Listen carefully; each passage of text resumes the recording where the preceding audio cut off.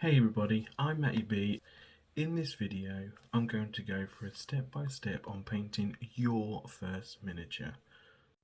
From this plastic sprue to this painted mini. I'm going to break it down into easy to follow sections, so you can paint along if you want to. Or go and get a cup of coffee or a hot drink, sit down, get a pen and paper, because we're about to begin. The first thing you're going to need, and this is quite important, is you're going to need a flat surface. Ideally a table or a desk, but one of those lap trays will work just as fine if you've got no table space. The next thing you're going to need is good lighting. So during the day you can go and sit outside, you can sit by the window and paint with natural light. During the evening though, you're going to need either a lamp that's on the screen now, or this style of lamp. But the most important part of the lighting is the colour and the brightness of the bulb. You ideally want a daylight bulb. That's around 5000 Kelvin. As this is a pure white bulb. In this picture you can see the different type of colours of bulb you can get, and daylight 5000 right in the middle. In this clip is the exact same model, one using 2000 Kelvin and the next one using 5000 Kelvin. You can see the difference in the colour of the model and how the blue really stands out. The next item you're going to need is clippers. Now this is what you're going to use to cut your models off the sprues. I'll show you how to do that later. So when you're buying one of these, you want to go for ones with a nice sharp edge. Now we're on to the hobby knife.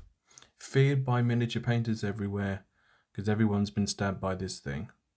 Now you're going to mainly use this to clean up your models after cutting them off the sprues, getting rid of mold lines, getting rid of any sort of imperfections. This is your go-to tool for this. So when you're buying one, you can either buy the one that's on the screen now, you can get one that's retractable, but they all do the same job. The next you're going to need to stick your models together is glue. Now this one is Tamiya extra thin cement. It is a plastic glue, and what it does is it melts the two parts of the plastic, so when you squish them together it sets into a solid bit of plastic. The other option is super glue. Now this is what you're going to use if you're going to get resin models, metal models, but just be careful because the joints can still be fragile, and if you drop them they will break. Now on to brushes. There are so many different type of brands, everyone's got their favourites, but there are two types that you do need to be aware of. You've got synthetic or natural bristle brushes. Synthetic are made of plastic, they're cheap, they're easy to find, and they're really good for base layering your paints. Natural bristle brushes, try saying that faster, are made for using real animal hair. They're much better for fine work detail. They are more expensive. You will probably hear them called Colinci Sable, but there are other animal furs that are used. But yeah, personally, I use them both because they have their different uses for different steps in the painting process. To wet a palette or not to wet a palette? That is the question. Some painters like a wet palette, some prefer a dry palette. This on screen is a wet palette. It's made with a layer of parchment paper is the best way to describe it, a sponge underneath, and it's designed to keep your paints wet and usable while you're painting. So we're now talking about painting handles. Big question is, do you like it long or do you like it girthy? For me, I find a handle that's girthy is much better to hold, especially because you're going to be holding it for a long time. Whichever one you want, see if you can try it out and find what's most comfortable. The one on the right hand side, it was part of a delivery package I got, so it was free and I got 4 of them. Perfect. Now it's time to choose your army. Now as is your first army, I would go for the rule of cool. Don't worry about the meta, don't worry about what anyone else is playing with. What do you want to paint? If you've got to spend hours painting this one model, what is the model you want to paint? Now each box will have at the top what game system it's for, what brand or what faction, and the name and how many models. It's that simple. Have fun, find the one that you like to paint or you like the most the look of. Now you've chosen your models, you've chosen what faction you're going to go for. Now it's time to choose your paints. Now there is so many brands out there. Some people will say this brand's are better, some will say the others are better.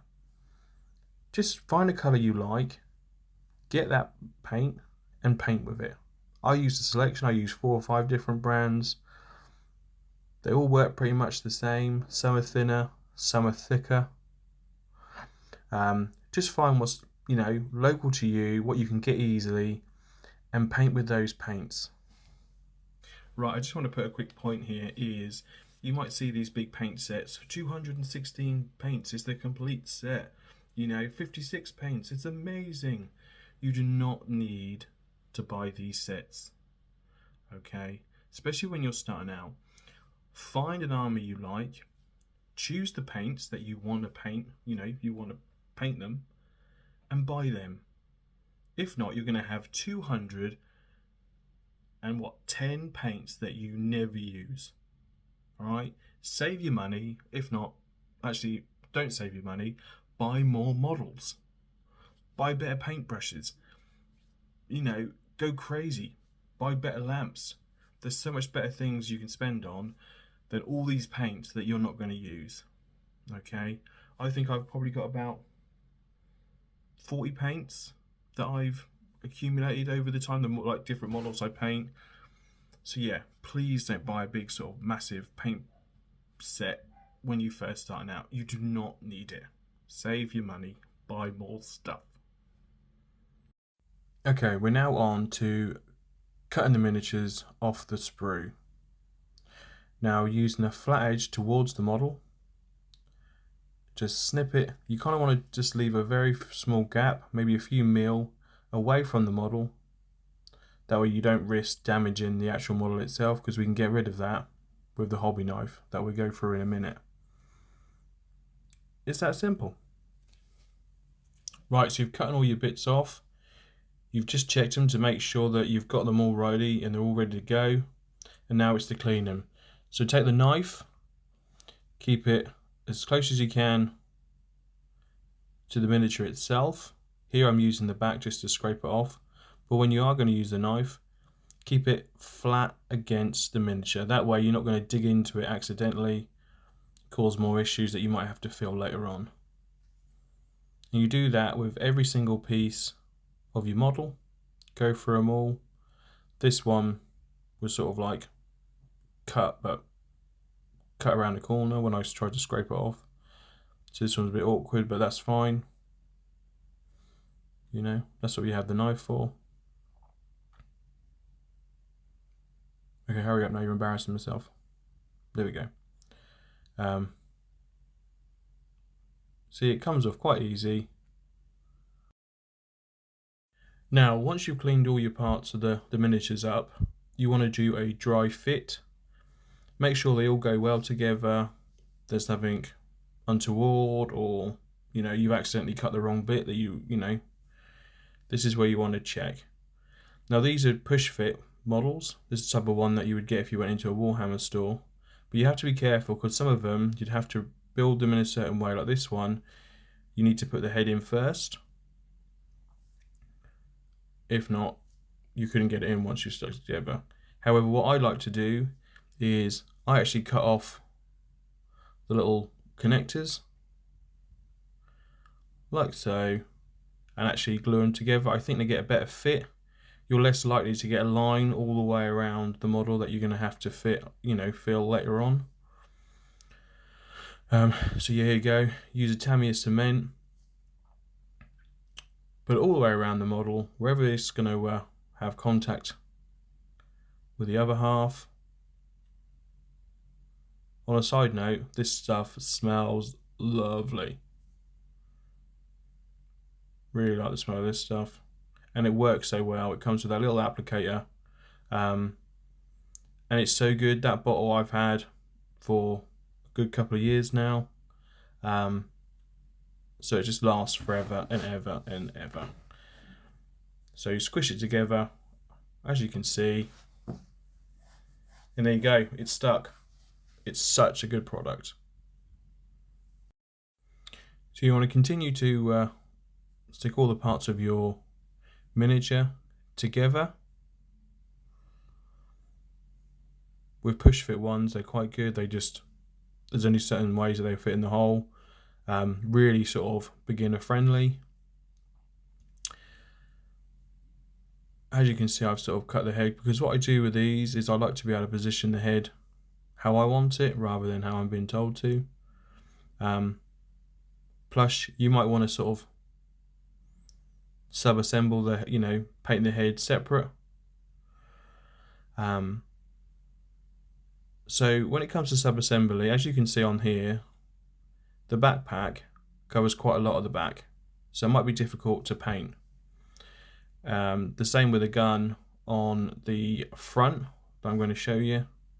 That covers quite a lot of the front of the Space Marine up. So you might want to actually paint the gun and the backpack separately. That'll make your life a lot easier. I do paint sub-assembly quite a lot. But for this mini, I'm going to stick it all together and paint it as you would. There's a little line there, and the good thing about this Tamiya cement is, if you rub that over, just like I'm doing now, that's actually going to dissolve the plastic and get rid of that line like it was never there. This is why this stuff is phenomenal. Really good stuff. And by the time you sort of prime it, you're never even going to see that line again. Now, if you're painting along, congratulations, you've built your first miniature. Whoop whoop, yay party! Okay, so this is a quick part just to show you how to use the handle. Put a bit of blue tack, or in this case white tack, and stick it on. Alright, they ain't going anywhere. Now it's time to prime your mini. What you want to do, or what I do, is warm your primer up in warm water for 15 minutes. Come rain, shine, if it's cold weather in the UK, it doesn't matter. If you warm it up for 15 minutes, you'll be able to prime. I've never had an issue. So give it a shake, give it a wutsu all over the place, flip it, do what's needed for 2 minutes. Now, priming your model, and clearly my brick wall, is very simple. So just do short bursts as you're moving across the mini. Make sure it's all covered. Move all the different directions. As you can see with the white tack, that model ain't going anywhere. And there you go. Your mini's primed.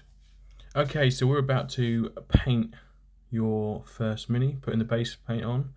So I'm going to quickly just do a demonstration on paint consistency. So this is straight out of the bottle.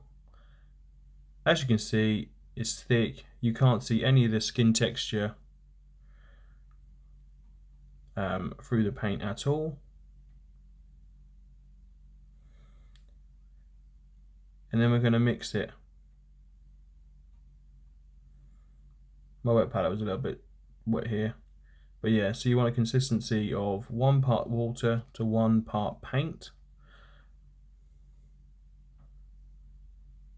So it still covers, but you'll see up in the close-up in a minute that you can actually see all the skin texture. Then I'm going to show you a glaze consistency. Now this is normally 3 to 1, I normally do it at.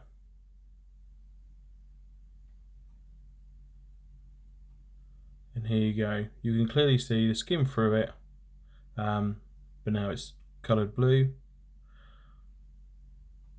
There you go. One on the left is thick, got a line, it's deep. I've zoomed in there. The middle one you can clearly see the skin. So leave a comment, let me know if the one-to-one method works for you. Okay, so when you're base coating, you're going to want to use the biggest brush you feel comfortable using. This one is a small little brush. I just wanted to show you the difference between this one and now we get a big brush. Now I've sped this up slightly, but you want to get the paint on as quick as possible. This is just a base paint or base layer. Don't worry about going on to areas that you don't want at the moment. We can sort that out later on. This is about getting the paint on as quick as possible. You are going to need 2 coats.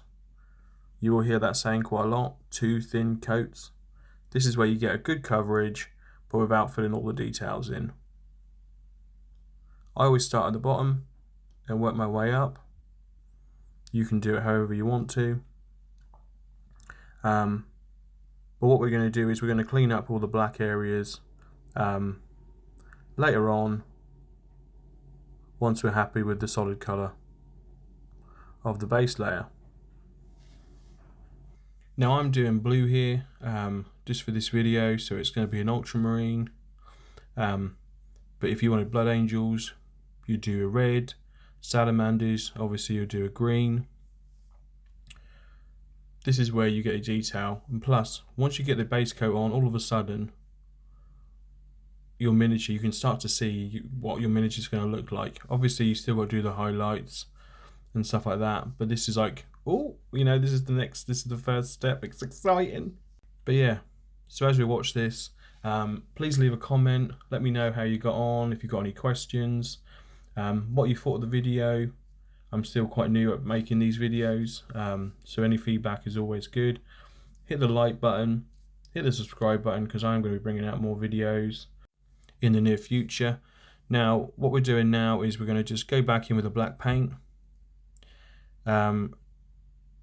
Just get rid of all the blue that we don't want. So on the Aquila, on the shoulder pad, trim, anywhere that should be black, anywhere that's going to be metal.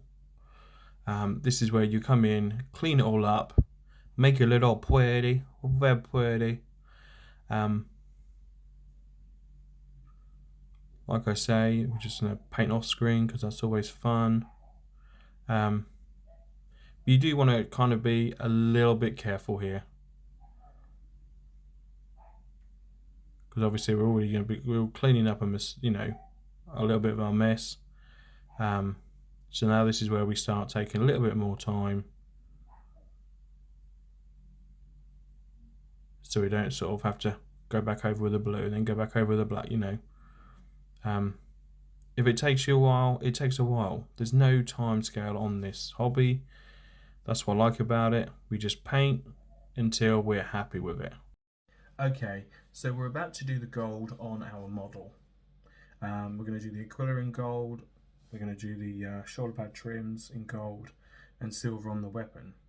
Now I just want to explain about TMM, true metallic metal, and NMM, non-metallic metal. You're going to hear this used quite a lot. The difference is, in these paints that I've got here that I'm going to be using, they have actual aluminium flecks and mica flecks in the paint, and that is what makes them shiny. That's what gives them their sparkle.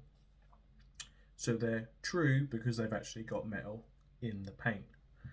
Non-metallic metal is where you would use different colours. So for example, for gold, you would use yellow, you would use brown, and maybe an off-white to give you that look of shiny metal using normal colours.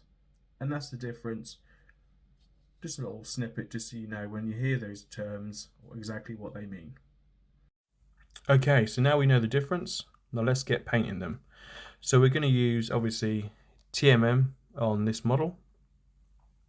We're going to paint all the banding on the shoulder pads. We're going to paint the chest piece as well gold. And to be fair, any other places that you want to be gold, paint them gold.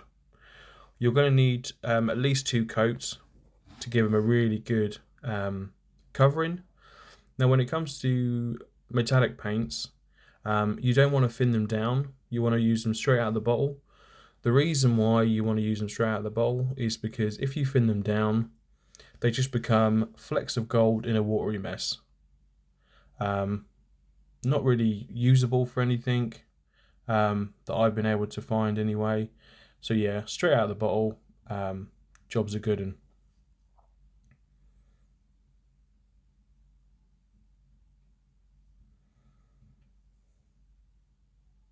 so now we're going to paint the silver parts of the gun. So where the spark is, I'm going to paint the canister silver as well, just to give it some details. I mean, you can paint the gun fully silver if you want. All the vents on the back of the shoulder, you know, the backpack will be painted silver. Yet again, if you want them gold, paint them gold. I've done them silver, so there's a bit of a contrast colour. And you want to be sort of quite careful with this. If you can, take your time, there's no rush. If you do make a mistake, we've got our colours, so we can just tidy it up. So don't worry too much about it. So when it comes to the top part of the gun, to keep it simple as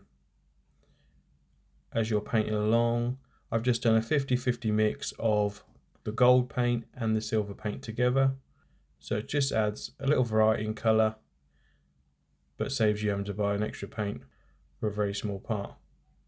If in doubt, try and mix your colours. What's the worst that's going to happen? Now we're going to be stippling with a sponge. Now you can either use a sponge or a paintbrush for this method. And what we're doing here is we're going to be adding some texture, but also some extra colour. So as you can see, we're just hitting the parts where the light would hit. You can see sort of on the legs. Just makes them that little bit extra shiny, that little bit more shinier with the stippling. Now, this is not a method that I would normally use with Space Marines, but I wanted to show you a different technique within this video. And as you'll see at the end, it still works out quite well. Okay, so onto the edge highlight. You will notice that the base is now done. That's because the video that I did have for this part was corrupted, or it died on me, or whatever. So I couldn't use it, so I had to redo this part of the video. But anyway, so edge highlighting. So you want to kind of take a 50-50 of your base and a white or an off-white, and just go over all the top areas where the sunlight would be hitting, all the edges, and this will start to give definition to your model and also start to make it shine a little bit more. So where you've done your stippling, you want to make sure that that's sort of in line with this.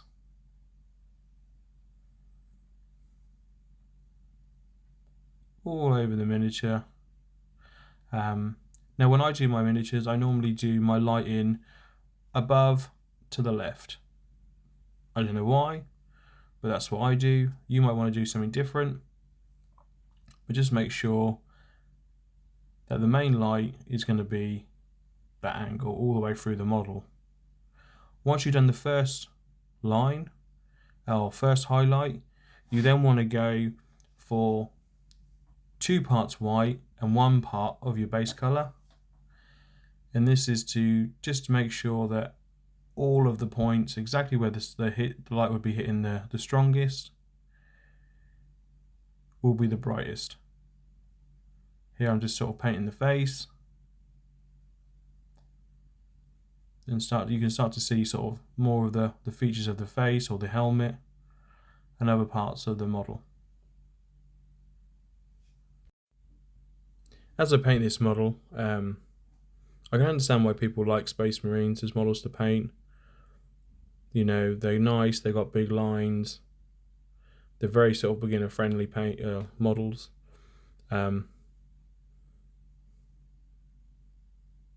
As you can see, we're now starting to get the definition, so it really starts to add that sort of nice little look to your model. And that stippling on the back of these trousers have worked perfectly.